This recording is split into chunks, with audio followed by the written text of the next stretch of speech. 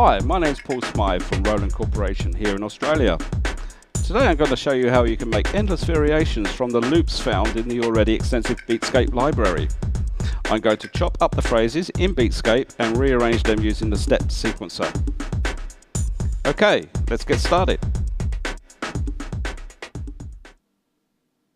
I've added Beatscape to my synth rack, and from the soft synth options I've made sure that the MIDI source has been ticked, the first synth audio output has been ticked, and that the synth property page has also been ticked.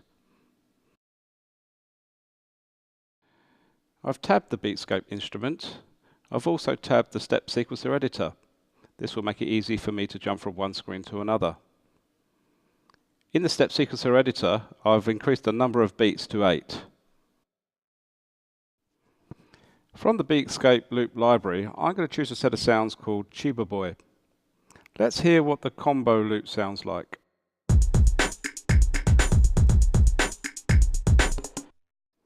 The pattern that I want to create will sound drastically different. I will start by adding the kick drum loop to pad 1. Now I want to change the pad settings for this pad. I will change the pad mode to manual play and the sync mode to immediate. I shall use these settings for all the pads that I will use. Now I'm going to add a tied note to row C3 in the Step Sequencer by holding down the control key and dragging the mouse for the 8-beat duration. You will notice that I've created a Step Sequencer clip on Beatscape's MIDI track. So I'm going to select it and from the toolbar select the set loop points to selection so that I can loop this clip in the track pane. Okay, back to Beatscape. Let's create a snare sound. I'm going to drag the snare loop onto pad 2. Adjust my pad settings. So set that to manual play and immediate. I'm going to select the first marker, right click it and select remove marker from the menu. Now I've got an instant snare sound.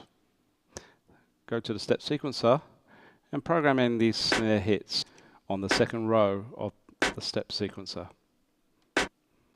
I want to program in a little bit of variation to the snare sound, so I'll go back to the Beatscape instrument and select the same snare loop and drag it onto pad 3.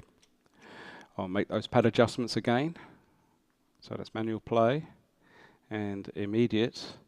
And this time I'm going to remove the first 2 markers.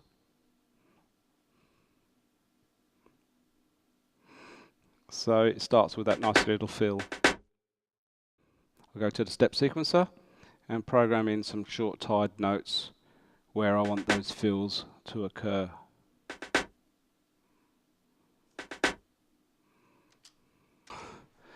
Now I'm going to use a new feature in Step Sequencer 2, which is Step Play Probability. This will allow me to decide just how often a step will be played, and adjusting these values will introduce a degree of randomness into my pattern. The higher the value I set, the more often this step will be played.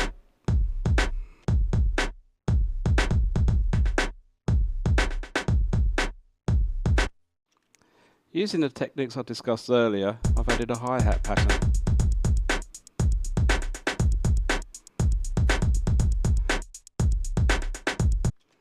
I can continue adding percussive elements to my pattern by choosing the loops I wish to use and trimming them down into small phrases or single hits. Then I can use the Step Sequencer to rearrange the pattern to how I want it. The unique Step Play Probability feature will allow me to introduce random variations to what would otherwise be a static loop.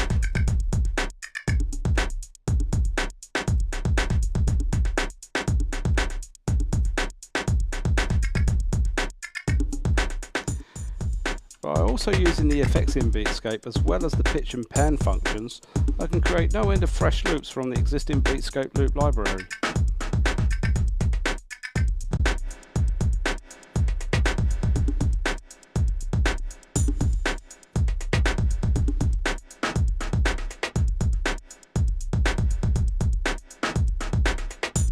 So there you have it, a quick, easy and fun way to create new beats in SONAR Producer 8.5. Thank you very much for watching.